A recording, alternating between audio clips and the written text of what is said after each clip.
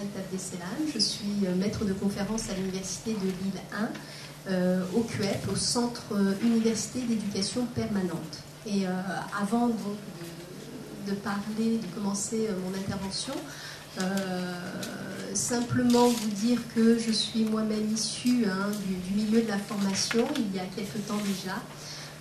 J'étais donc formatrice puis responsable de formation dans un atelier de pédagogie personnalisée en région parisienne.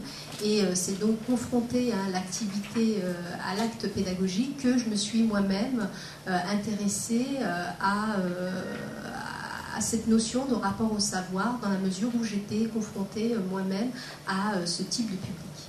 Voilà. Alors, ma contribution aujourd'hui va émaner des principaux apports de ma thèse de doctorat sur le rapport au savoir d'adultes en situation d'illettrisme, et elle s'inscrit dans la logique de mes travaux sur le phénomène illettrisme. Et donc cette intervention a pour objet de rendre compte des principaux résultats qui sont issus d'études que j'ai pu mener au sein d'organismes de formation qui interviennent auprès d'adultes qui sont inscrits dans des parcours d'insertion sociale et professionnelle. Et donc, du point de vue de l'objectif de mes recherches, plus précisément, cette contribution a pour objectif de comprendre les logiques et les processus en jeu lorsque des individus qui ont fait l'expérience de l'échec scolaire décident finalement de suivre une formation. Alors, comme je le disais précédemment, cette recherche, oui, a été menée au sein d'organismes de formation qui interviennent auprès d'adultes qui sont inscrits dans des parcours d'insertion sociale et professionnelle, dont principalement des formations en ateliers de pédagogie personnalisée, donc en région parisienne, des formations de type maîtrise de savoir de base, donc les MSB plutôt dans le Nord-Pas-de-Calais, et puis des AFB, des ateliers de formation de base, et là situés plus précisément dans la région Haute-Normandie. Alors, du point de vue de la problématique, ce que je cherche à comprendre finalement, c'est expliciter finalement le sens qu'attribuent ces adultes au fait d'entrer en formation et d'apprendre à lire et à écrire. Quel sens effectivement des personnes qui sont dites en situation d'illettrisme, qui ont connu de longues périodes de chômage, qui ont connu, comme ils disent, la galère, donnent au fait d'entrer en formation et puis surtout de la poursuivre. Comment ces adultes, finalement, qui sont familiarisés avec l'échec, vont se mobiliser sur des contenus de savoir qui sont a priori éloignés de leurs préoccupations et problèmes quotidiens. Finalement, c'est quoi le savoir pour eux? Et comment ils abordent les différentes pratiques de lecture et d'écriture, et quel sens et quelle valeur ils confèrent à ces diverses pratiques. Alors, mes travaux sont pensés en référence à la problématique du rapport au savoir. Je fais référence aux travaux de Bernard Charlot. Les questions fondamentales qui sont liées à cette problématique sont celles du sens de ce qu'est apprendre, qu'est-ce que c'est apprendre, et c'est quoi se mobiliser sur le savoir en tant que sujet qui est engagé dans un processus de formation. Alors, du point de vue méthodologique, alors les résultats que je vais vous présenter ont été réalisés auprès de 33 personnes, donc 33 adultes en situation d'illettrisme, qui sont interviewés dans le cadre d'entretiens semi-directifs qui ont duré entre 25 minutes pour les plus courts et pouvant aller jusqu'à 2 heures. Donc ces entretiens relatent des expériences qui sont concrètes, de personnes qui sont faiblement qualifiées et qui ont décidé de reprendre une formation. Ces entretiens ont été intégralement retranscrits et soumis à une analyse thématique. Alors, du point de vue de la population que j'ai étudiée, j'ai veillé dans l'échantillonnage de cette population à éviter en quelque sorte une surreprésentation de ce qu'on peut appeler des bons stagiaires, ou d'une autre catégorie de stagiaires du même genre. J'ai tenté d'intégrer aux personnes que j'ai pu rencontrer des personnes, comme souvent on dit en tant que formateur, les mauvais stagiaires.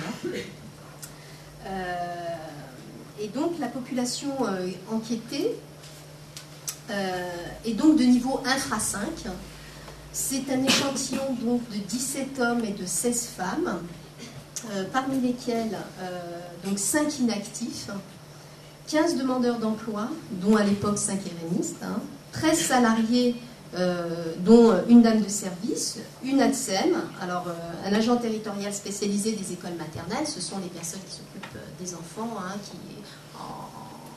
qui viennent en appui à l'instituteur, une femme d'entretien, un garçon de café, un cuisinier, un adjoint de sécurité, un LAD dans une écurie de course, un technicien de surface employé en tant qu'emploi jeune, 4 salariés en chantier d'insertion, et voilà, me semble-t-il. Alors, les personnes qui ont été interviewées ont entre 17 et 51 ans. Alors, je ne prétends pas, au travers des données que dont je vais vous faire part, rendre compte de toutes les expériences qui sont possibles de rapport au savoir des personnes qui sont en situation d'illettrisme. Je propose simplement de dégager quelques réflexions comme envisageables en tant que grille de lecture de ce qui appartient à l'expérience des personnes en difficulté avec l'écrit. Et dans le cadre de cette intervention, j'ai par choix fait une large place aux propos des personnes que j'ai pu rencontrer. Je dis bien, c'est un choix. L'idée, c'était de redonner finalement à celles et ceux qui vivent des situations d'illettrisme la parole, parce que, me semble-t-il, elle leur est souvent confisquée.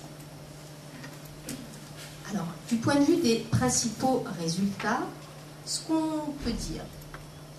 Alors, le rapport au savoir de ces individus qui ont connu l'échec, c'est souvent renvoie à un rapport astreignant, humiliant, voire traumatisant à l'école. Ils ont développé une forme de désaffection pour l'école et puis pour tout ce qu'on est censé y faire, c'est-à-dire apprendre. C'est un lieu qui, pour certains, n'a pas été investi de la fonction et du sens de lieu d'apprentissage. C'est effectivement vers l'école que certains disent ressentir souvent de l'amertume et de la rancœur. Ils ont le sentiment d'avoir été abandonnés, trompés, pour beaucoup d'avoir été victimes d'injustice et même parfois, pour l'un d'entre eux que j'ai rencontré, de machination. Et tout cela, finalement, met en avant une espèce de malentendu qui génère un déficit en termes d'estime de soi. Et donc, du point de vue de leur histoire, l'école est vécue comme une obligation qui met ses élèves devant un certain nombre de contraintes disciplinaires et comportementales, telles qu'écouter les professeurs, être poli, etc.